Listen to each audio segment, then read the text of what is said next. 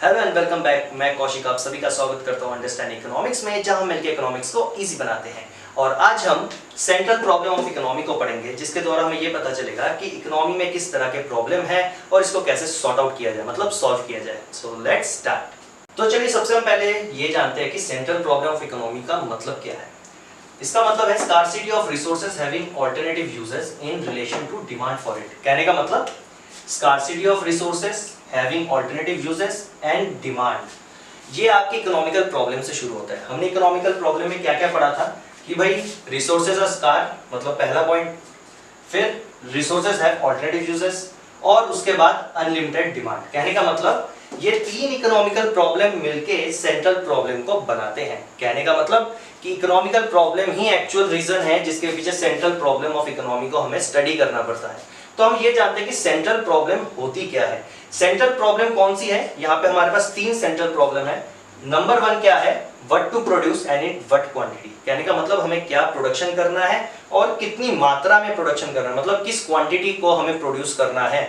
इसके बाद है हाउ टू प्रोड्यूस, मतलब हमें प्रोडक्शन को किस टेक्नोलॉजी से करना है या फिर प्रोडक्शन का क्या प्रोसीजर होगा उसको जानना है। और उसके बाद तीसरा है फॉर हुम टू प्रोड्यूस, मतलब किसके लिए प्रोडक्शन करें। कहने का मतलब ये हो गया कि सेंट्रल प्रॉब्लम ऑफ इकोनॉमी में हमें इकोनॉमिकल प्रॉब्लम्स को ही सॉल्व करना है, बट उसका हमने एक अलग से नाम दे दिया कि स्कार्सिटी ऑफ रिसोर्सेज है, मतलब हमारे पास लिमिटेड रिसोर्सेज हैं, उसके अलग अलग यूज करने के तरीके हैं और अलग अलग बहुत ज्यादा अनलिमिटेड डिमांड्स है। तो इनके लिए हम पहले से चूज कर लेते, कैटेगरी बना लेते हैं कि भाई अपने लिमिटेड रिसोर्सेज को कहां पे यूज करें, कैसे यूज करें और किसके लिए यूज करें।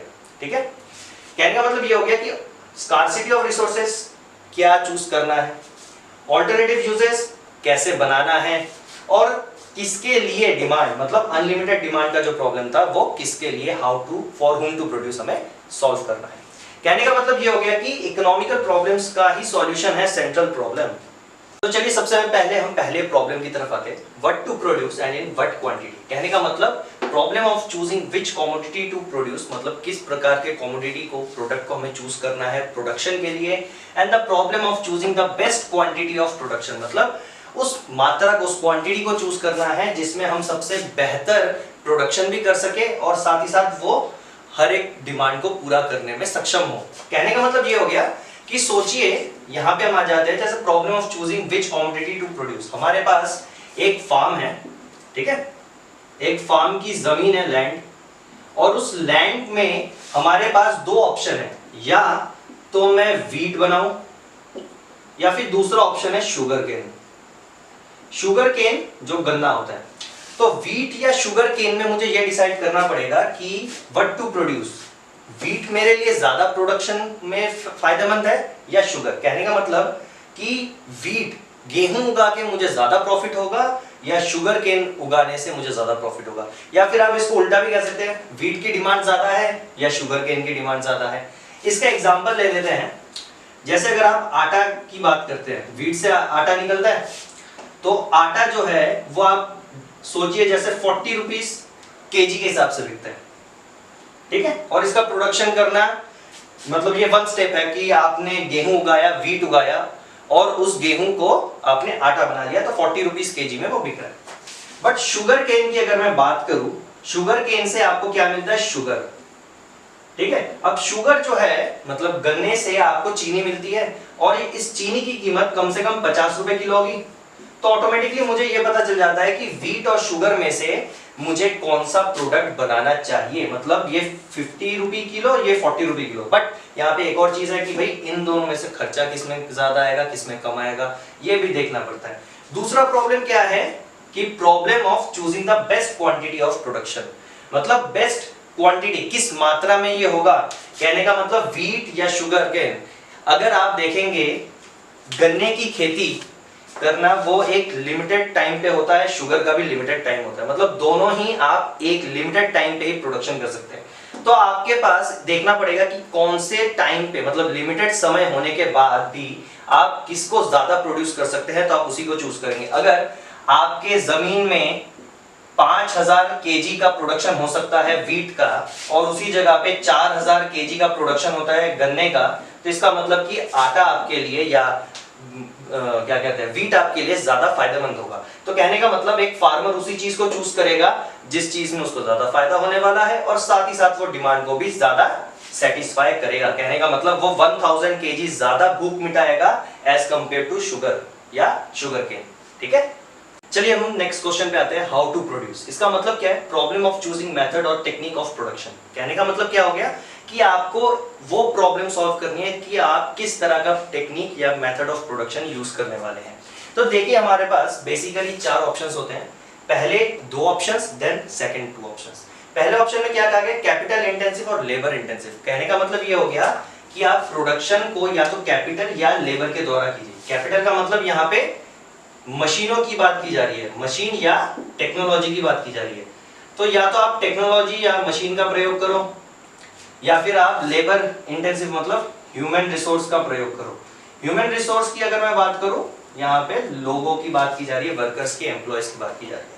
तो कहने का मतलब क्या हो गया कि कैपिटल इंटेंसिव आप मशीन या टेक्नोलॉजी मतलब जितना हो सके उतना मशीन का प्रयोग कीजिए और प्रोडक्शन के कॉस्ट को कम कर दीजिए। या लेबर इंटेंसिव ज्यादा से ज्यादा लोगों को काम पे रखिए, ज्यादा वेजेस दीजिए और ह्यूमन रिसोर्स का इस्तेमाल कीजिए।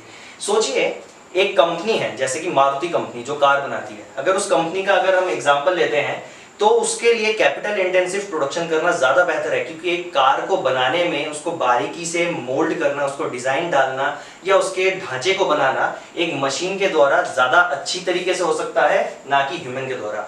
लेकिन उसी जगह पे अगर मैं खेती की बात करूं तो एक किसान को आप ह्यूमन रिसोर्स की तरह अगर इस्तेमाल करेंगे तो खेती अच्छी होगी और मशीन के द्वारा उतनी अच्छी नहीं होगी। तो कहने का मतलब क्या हो गया कि आपको चेक करना पड़ेगा कि कौन सी टेक्निक का आप कहां पे इस्तेमाल कर रहे हैं।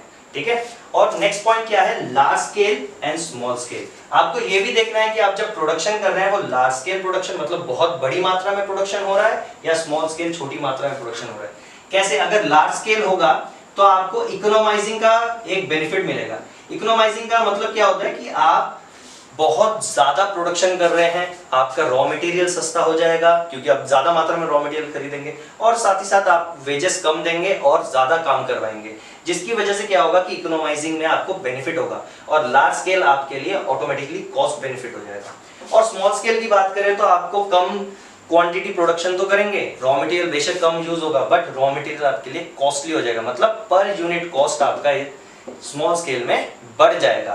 तो इसमें कॉस्ट बढ़ जाता है और इसमें कॉस्ट कम हो जाता है, बट आपको चेक करना पड़ता है कि भाई आप इतना कैपिटल है आपके पास कि लार्ज स्केल का प्रोडक्शन कर सके। लेकिन यहाँ पे एक और पॉइंट है, उस चीज को ध्यान देना है कि हाउ टू प्रोड्यूस में जो मेन पॉइंट है वो क्या है, लीस्ट कॉस्ट।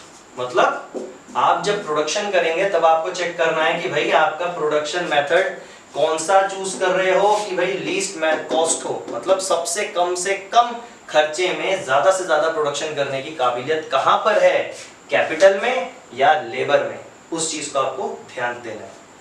चलिए अब हम थर्ड पॉइंट पे आते हैं, फॉर हुम टू प्रोड्यूस। कहने का मतलब किसके लिए प्रोडक्शन करें। तो सबसे पहले हमें ये जानना है कि यहाँ पे 2 मेन पॉइंट है वो जान लेते हैं। Problem of choosing the consumer population group. कहने का मतलब क्या है कि हमें उस कंज्यूमर के पॉपुलेशन ग्रुप को ढूंढना है जो हमारा प्रोडक्ट खरीदने को तैयार है। कहने का मतलब क्या हो गया कि आपको उन कंज्यूमर्स को ढूंढना है जो आपका प्रोडक्ट खरीदने के लिए तैयार हो। कहने का मतलब रिच हो या पुअर, सिंपल सी बात है। आपको ये भी तो देखना है कि आपका प्रोडक्ट की प्राइसिंग क्या है, कि भाई वो कौन खरीदेगा, गरीब खरीद सकता है या अमीर खरीद सकता है।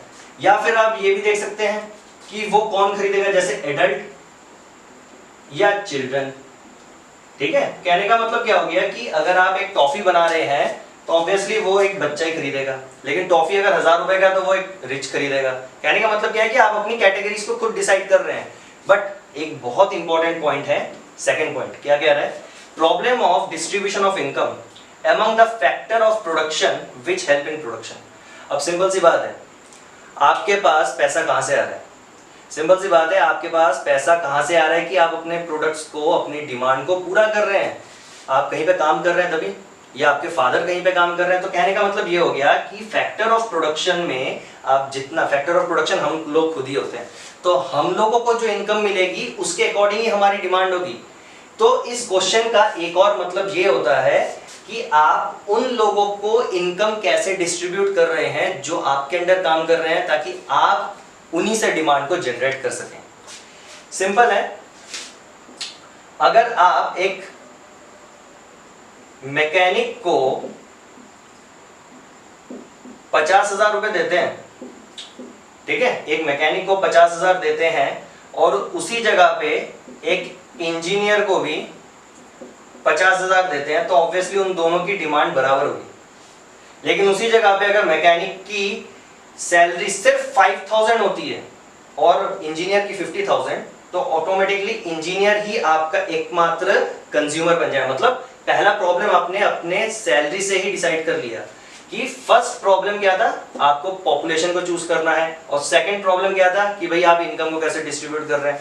अगर आपके पास एक मैकेनिक और इंजीनियर दोनों काम करते हैं, एक की सैलरी 5,000 है, दूसरे की 50,000, तो आपकी जो प्रोडक्ट है वो कौन खरीदने वाला है? इंजीनियर खरीदने वाला है। समझे? क्लियर? कहने का मतलब ये हो गया कि एक मारुति की कार बनाने वाले मैकेनिक और इंजीनियर में से कौन उस कार को खरीदेगा? इंजीनियर ही खरीदेगा ना, क्योंकि उसकी सैलरी बहुत ज्यादा है। तो ऑटोमेटिकली आपने खुद ही डिसाइड कर लिया कि भाई आपका कंज्यूमर ग्रुप कौन है। क्लियर? चलिए, आप लोगों को आज का टॉपिक तो शायद अच्छे से क्लियर हो गया होगा, और मैं जो एग्जांपल्स देता हूँ शायद उससे आपको और ज्यादा बेहतर लगे। तो आज के लिए इस टॉपिक को हम यहीं पे समाप्त करते हैं। नेक्स्ट टॉपिक को और ज्यादा इंटरेस्टिंग बनाएंगे, और हमारे चैनल को सब्सक्राइब कीजिए। ये वीडियो अगर अच्छी लगी है तो लाइक कीजिए, शेयर कीजिए, और कमेंट सेक्शन में अपने क्वेश्चंस को जरूर लिखिए। तो आज के लिए अलविदा, फिर जल्दी मिलेंगे।